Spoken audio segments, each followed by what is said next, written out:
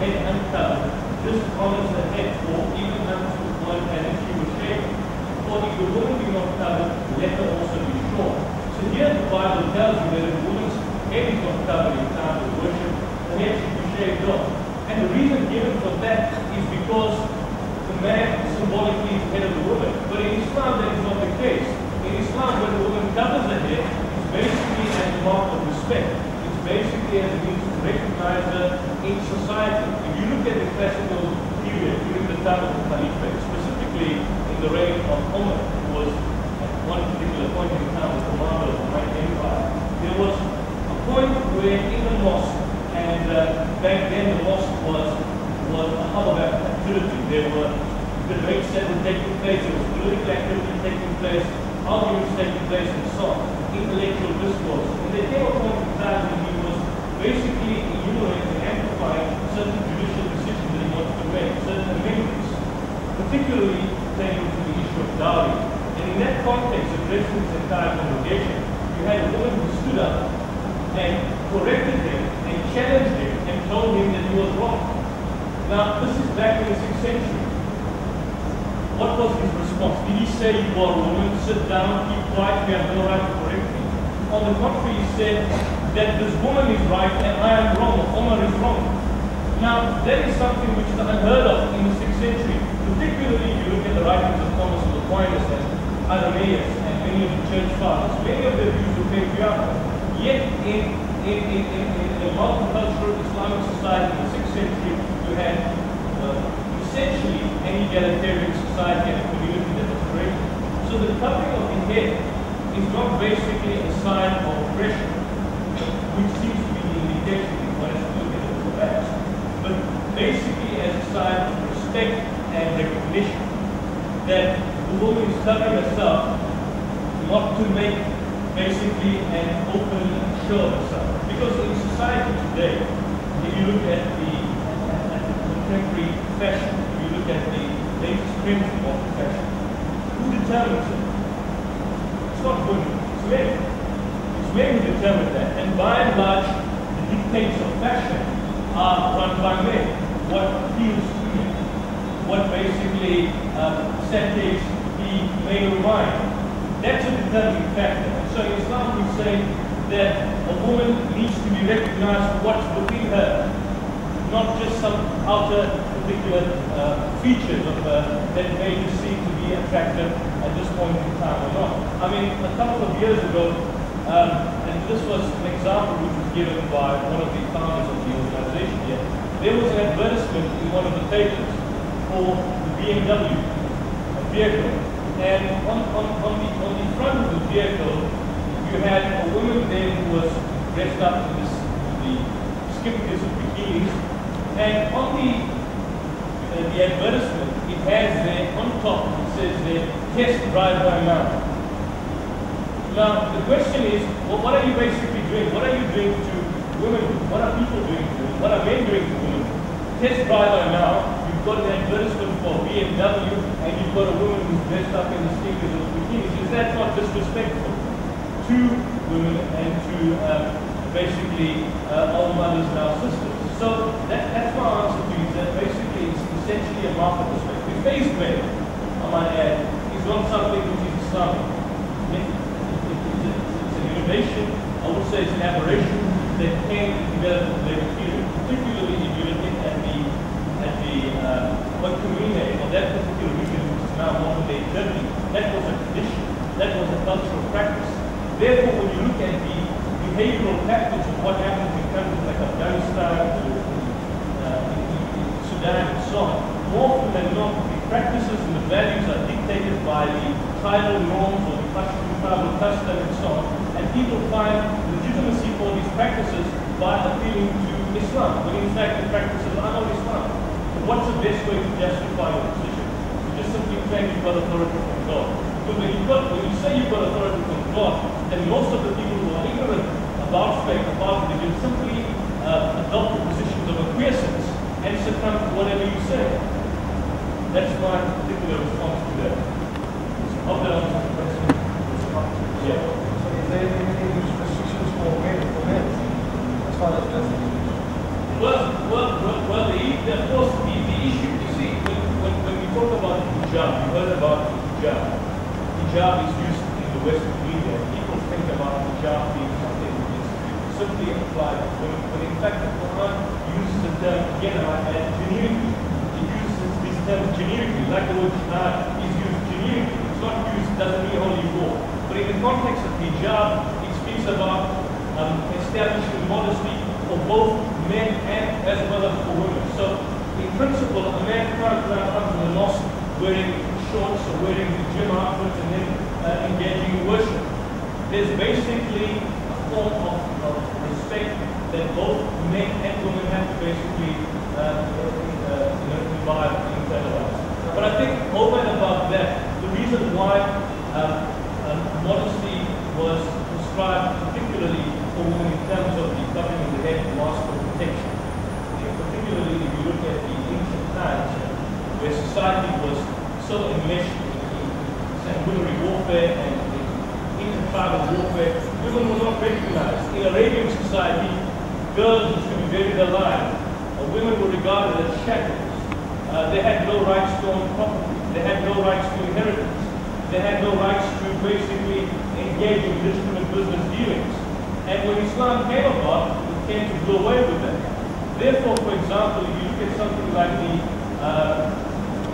Married Women's Property Act of 1879 in Europe, for the very first time, it gave women the right to limited ownership of property. Yet you find, 1300 years before 1879, women were already being given economic independence in a nation which had been practicing infanticide. They were burying their daughters alive, they were burying their male babies alive. And the women who children, baby girls who were born were looked at disdain and hated and so on. The Islam came as a liberating factor to do away with all these cultural perversions and of course these aberrations that were taking place. Yeah.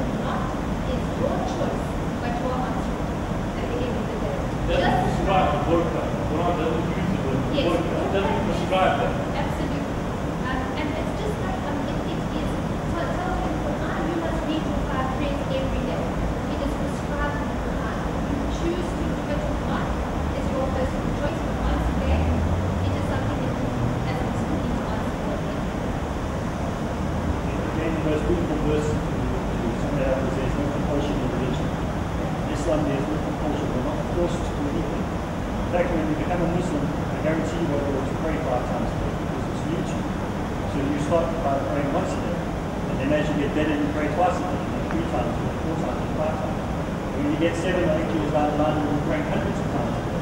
Because if you only pray 5 times a day, that means you've got 33 and 30%. You've only just got the pass mark. It's a lower grade, standard grade pass mark.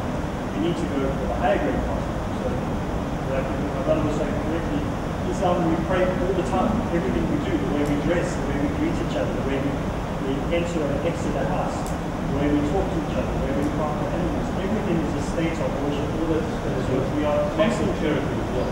If there's a stick in your way, you're walking on the path, and I move out your way, I have done a favor, I have done charity, I've done something. I'm constantly mistaken. And the word used is ibadah, which is the same word used for salah. So there's no distinction between the two.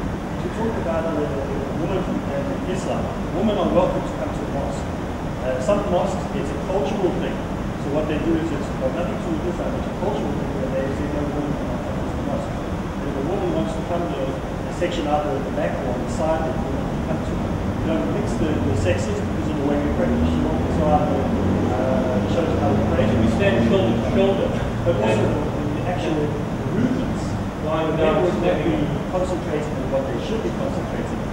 So it's purely to protect the men and to protect the women. So basically, instead of saying, I have like one of you beautiful women here standing next to me, instead of saying, God is the greatest, you basically concentration will go and say, this person standing next to me is great. And it's the men. So it's basically to prevent the distraction of the mind. Therefore, we don't pray standing shoulder to shoulder. But mosques can be partitioned and openly partitioned. One half could be designated for men, the other half for women. It's important that we practice, like we said, where women never came to the mosque, is something which is primarily cultural. And unfortunately, even in South Africa, most of the mosques come from a background where historically they come from the Indo-Pakistani subcontinent, and therefore they've come with those traditional cultural patriarchal background. But that's not Islam. That's a distinction that needs to be made. America, a lot of the mosques are mixed. In America, a lot of the mosques are mixed. Yeah, lots of mosques. In fact, in New York City, which is not a norm, but you had a woman leading a congregational prayer, a lady called Amina Wadu, in one of the mosques in New York, which caused a bit of stir and consternation. But generally speaking, that just goes to show that the incumbents of attending congregational prayers, both on men and women, either it's not compulsory, it's not obligatory on women. And the reason for that being that there would come a time where women would obviously not be able to come to the mosque in times of, say, childbirth or in times of feeding a child, feeding, maternal care that she could probably be engaged in. But in the time of the Prophet, you find that women came even with their babies to the mosque and basically looked after them. So it's open, multicultural, men can come, women can come, people from other faiths can come, unlike some particular place of worship, unlike the Masonic temple where you basically just got to be designated. There's no membership in that. There's no membership. It's open and it's free. We don't have any congregations. And importantly, we don't have a priest. There's no such thing as a Muslim priest. The imam is simply the leading congregational prayer. He can be an imam. I can be an imam. Anyone who has an understanding of the Islamic values or understanding of Quranic scripture can lead the congregational prayer. You don't have to be appointed or anointed, and there is no ordaining. So the issue of priesthood doesn't basically apply. Therefore, no one can take you to God. You communicate with God directly. There's another thing, just to finish off the woman thing, so we have no more worries about it. Women are very, very important in Islam, as you heard before. In fact, so important that Prophet Muhammad, Whitworth is a queen. He worked for a woman. The women were actually asked to come and watch the men when they prepared for battle or when they were preparing for fight. So they were basically ministers of defense. They would comment and say, good, bad, not good, not good, push this out forward, push that out back. They were ministers of defense. So women had a very, very important role to play in ancient Islam, as well as they have to play in modern Islam. In South Africa, during the apartheid era, women's movement within Islam was the key movement against the apartheid government. The youth movement, the women's youth movement, the young women were the ones who fought against the apartheid system, Muslim women. Who were in the front lines, and they were the ones who were battered by the the South African police. So women have extremely important roles to play in Islam. When you hear people saying that women shouldn't be seen, they shouldn't be heard, that is wrong. That is wrong. It has nothing to do with Islam. Islam has equality, but men and women are the same. However, yes, some calls women has to read something. Women and men are different, totally different. If a rat had to run into the air now, what would a woman do? They would jump, run, and scream. And what would the men do? They would kill it. Does that mean men are stronger than women? No, we just created different. It's women, men are, let's kill it. We don't even think about picking it up and getting rid of it. We just kill it. The woman will either want to look after it, pick it up, throw it out, or scream. It doesn't mean we're weaker than we are. You give us a baby to handle for a day and see how we run the street and jump and run into the opposite direction. Give us a nappy to change and see how we run the street and disappear into the sunset. So we are created differently, but we are equal. In every way we are equal. Before the cycle of Allah, before the cycle of God, there was no difference between a man and a woman. We are the same, but we are created biologically different. And of course, emotionally different. The Quran uses the word in Surah Nisa. There's a chapter in the Quran called Surah Nisa, chapter of the woman, which deals solely with the rights of women. And in one particular passage it says, it speaks against an ancient Arab practice of inheriting women. So it says, oh, you who believe, you are forbidden to inherit women against their will. There was an old Arab practice where if the father basically died and the son took over the father's wife, these were old concubines. You've heard of concubines.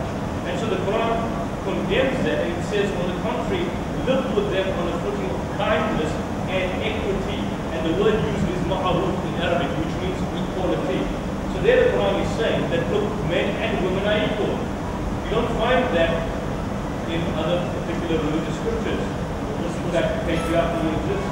This practice that they're speaking about now is found in the Bible, where Rachel is wanting to get married to Boaz, and there's the shoe story it takes. So it takes a shoe, it takes a sandal, and it says now you can inherit it. So that inheritance was taking place. You could inherit somebody's widow stuff. So the root was really the actors in that whole story in play. Very good story about the other person. Any other questions? There's another question. Another question. We talk about the prophets, and it's my understanding that, especially with David, there's no story of Sheba. Is that the same with all the prophets? None of the prophets say? Well, look, in terms of, and that's a good question that you basically raised about whether prophets sin. In Islam, we believe in a principle called the inherent sinlessness of prophets. It basically means that since they were anointed or appointed to their specific position, it stands to reason that de facto they couldn't be sinners per se. But it doesn't mean now that they normally didn't have what we call lapses or spiritual lapses. Could have happened, but not on the level, for example, as we would find described in the Old Testament. For example, about the story of David and Bathsheba. You don't find a reproduction of that in the Quran. The story of Lot, for example, and his daughters. In the book of Genesis, the 19th chapter, you don't find a reproduction of that in the Quran. The story of Solomon, apparently his wives taking him away and engaging in idolatry. You don't find that in the Quran. And the argument behind that is that if these were men who were appointed by God for a particular message, then on what grounds would their message have any validity if they in fact engage in open sin? I mean, if you look, for example, in the book of Samuel, the story of David and the story of what he put one of his commanders, Uriah, in front of the battlefield and got him killed and so on. If that were really the case, if prophets of God basically engaged in such kinds of sanguinary warfare or sin, then what would the status of their legitimacy be in their own communities? The concept of prophethood would basically be a sham. So you don't find those passages in the Quran. Therefore, the classical Orientalist or missionary diatribe that the Quran was based on the Bible, the Quran plagiarizes the Bible. Why is it that the passages which we find in the Bible are not replaced or reproduced in the Quran? Why do we not find parallels? I mean, we find the same kind of essence but we don't find a carbon copy reproduction. Why is it that we don't find a reproduction of these particular sins, grotesque sins, that were apparently committed by the Prophet? So that's the argument of basically here, in respect to that. We believe in the inherent sinlessness of prophets, and the reason for that is de facto because of their position. Otherwise, there would be no need for it. Of course, prior to their prophethood, prior to their being appointed to become a prophet, they could have engaged in this. They could have had spiritual lapses, as in the case of Moses, who killed the Egyptian when he was fighting with his brother Israelites, and so on. But after attaining prophethood, there is a spiritual realm, because if you are communicating with God and God communicates with you, then it stands to reason that any kind of sin would basically be anything that would basically be, it really not make sense.